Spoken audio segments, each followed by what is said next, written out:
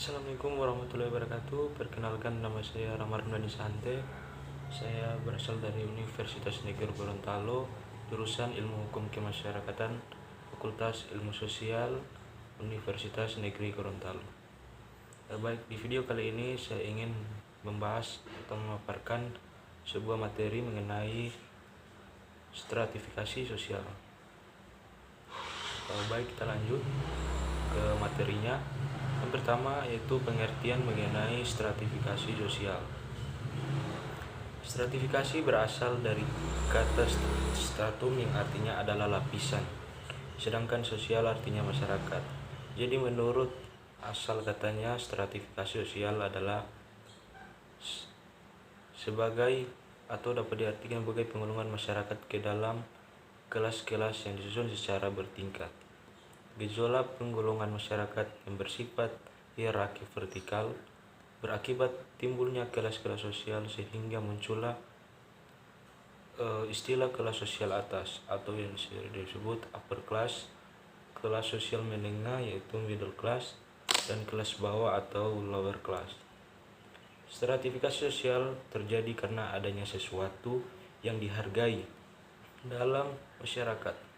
Setiap masyarakat akan selalu mempunyai penghargaan tertentu terhadap hal-hal tertentu. Penghargaan yang lebih tinggi terhadap hal-hal tertentu itu menghargai kekayaan, maka mereka yang lebih banyak memiliki kekayaan material akan menempati kedudukan yang lebih tinggi dibandingkan dengan pihak yang lain. Oleh karena itu, gejala tersebutlah yang menimbulkan adanya lapisan sosial dalam masyarakat, yang merupakan pembedaan posisi seseorang atau kelompok dalam kedudukan yang berbeda-beda secara vertikal. Kemudian kita membahas mengenai proses terjadinya stratifikasi sosial. Proses terjadinya stratifikasi sosial dalam masyarakat itu dapat dibedakan atas beberapa kriteria. Yang pertama yaitu stratifikasi yang terbentuk dengan sendirinya. Biasanya diakibatkan karena kepandaian, tingkat umum, atau senioritas. Sifat keaslian diakibatkan karena kepandaian dan keanggotaan dan kepemilikan harta yang diwariskan. Kemudian stratifikasi yang sengaja disusun atau biasanya berkaitan dengan pembagian kekuasaan dan wewenang resmi dalam organisasi formal. Sebagai contoh, dalam suatu organisasi formal harus ada seorang ketua sebagai pucuk pimpinan yang bertugas mengkoordinasikan seluruh bagian organisasi. Seorang wakil ketua untuk membantu pelaksanaan tugas ketua, seorang sekretaris dan bendahara guna mengurusi administrasi organisasi, dan beberapa ketua bidang untuk melaksanakan fungsi-fungsi spesifik dalam organisasi.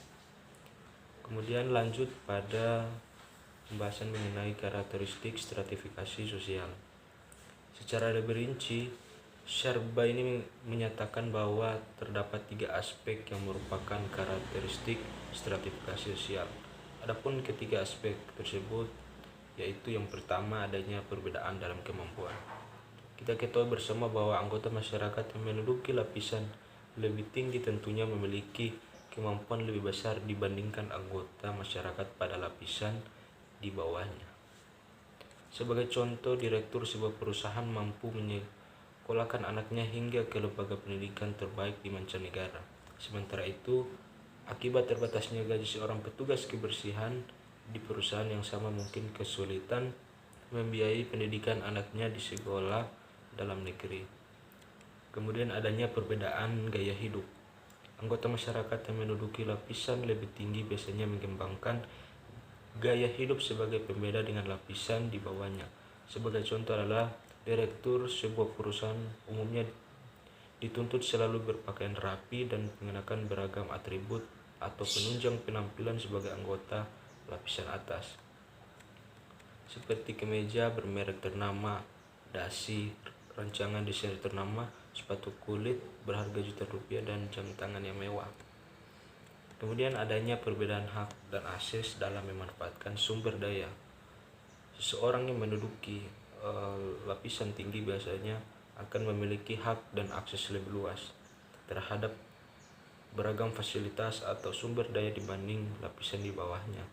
Contohnya adalah pimpinan sebuah perusahaan atau lembaga umumnya diberi fasilitas rumah dan kendaraan dinas, beragam tunjangan, ruang kerja pribadi, serta hak untuk memerintah bawahannya. Fasilitas tersebut hanya tidak dapat dinikmati oleh bawahannya yang berkedudukan yang lebih rendah. Kemudian kita masuk pada pembahasan mengenai dasar-dasar daripada stratifikasi sosial. Dasar ukuran stratifikasi sosial maksudnya adalah kriteria atau indikator apa yang dipakai untuk menggolongkan masyarakat ke dalam suatu lapisan. Adapun indikator tersebut yaitu yang pertama itu kekayaan. Menurut Max Weber, kekayaan atau properti sangat penting dalam penentuan kedudukan seseorang pada lapisan sosial masyarakat. Barang siapa memiliki kekayaan berupa kepemilikan benda-benda berharga atau aset produksi yang paling banyak, maka ia menempati lapisan teratas. Kekayaan tersebut nyata dapat dilihat dari bentuk rumah, tipe kendaraan pribadi, gaya berpakaian, jenis bahan yang dipakai, kebiasaan atau cara berbelanja, dan seterusnya. Salah satu contohnya yaitu seorang pengacara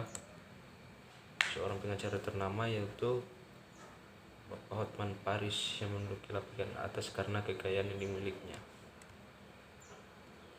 Kemudian kekuasaan yaitu kemampuan seseorang untuk mengendalikan pihak lain sesuai keinginan orang yang memiliki kekuasaan. Kekuasaan dapat bersumber dari kepemilikan.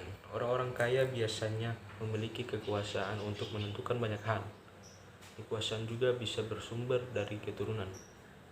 Pada masyarakat feodal, keturunan bangsawan masih memegang kekuasaan walau masih bersifat simbolis. Kekuatan juga dapat berasal dari kegenerasi publik, di mana anggota-anggota masyarakat memilih secara langsung untuk menetapkan penguasa. Anggota masyarakat yang memegang kekuasaan tertinggi akan menempati lapisan sosial teratas dalam masyarakat. Kemudian yaitu kehormatan.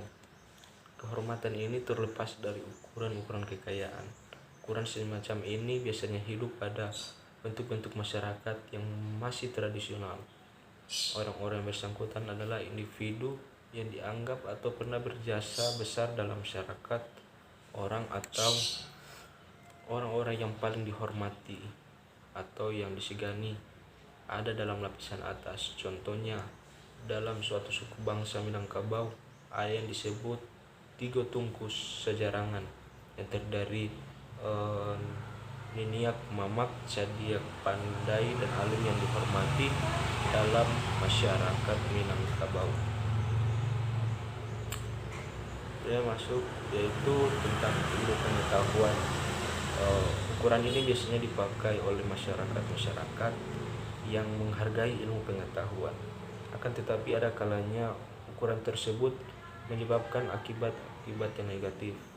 Oleh karena kemudian ternyata bahwa bukan mutu ilmu pengetahuan yang dijadikan ukuran, akan tetapi gelar kesarjanaannya atau gelar kesarjanaannya.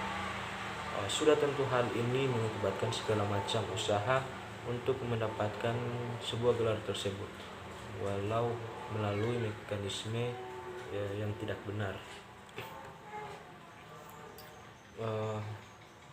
Kemudian yaitu keturunan.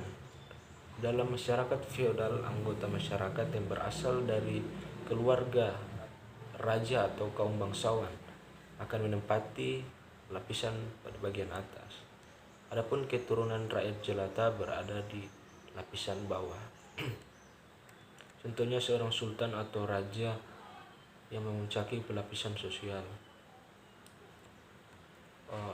Jadi kesimpulan kita pada hari ini mengenai stratifikasi sosial, yaitu stratifikasi sosial adalah penggolongan masyarakat ke dalam lapisan-lapisan yang disusun secara bertingkat atau hierarki, yaitu kelas-kelas atas disebut upper class, kemudian di tengah middle class, dan yang paling bawah disebut lower class. Stratifikasi sosial muncul dalam masyarakat karena adanya sesuatu yang dihargai dalam masyarakat. Kemudian proses terjadinya stratifikasi dapat dibedakan menjadi dua, yaitu secara alamiah kepandaian usia harta kekayaan dan terjadi secara tidak disengaja atau pembagian kekuasaan. Kemudian karakteristik daripada stratifikasi sosial terdiri dari 3 aspek, yaitu adanya perbedaan dalam kemampuan, perbedaan gaya hidup, dan perbedaan hak dan akses dalam memanfaatkan sumber daya. Dalam stratifikasi sosial, kriteria yang dipakai untuk menempatkan seseorang dalam sebuah lapisan didasarkan pada banyak atau sedikitnya harta kekayaan seseorang. Tinggi atau rendahnya sedikit harta kekayaan seseorang, kehormatan karena usia atau jasa, gelar atau titel yang dimiliki seorang dari pendidikannya, serta keturunan yang diperoleh melalui kelahiran. Baik, itulah pembahasan singkat mengenai stratifikasi sosial. Semoga bermanfaat bagi teman-teman semua. Sekian dan terima kasih. Wallahul muwaffiq ila aqwamit thoriq. Wassalamualaikum warahmatullahi wabarakatuh.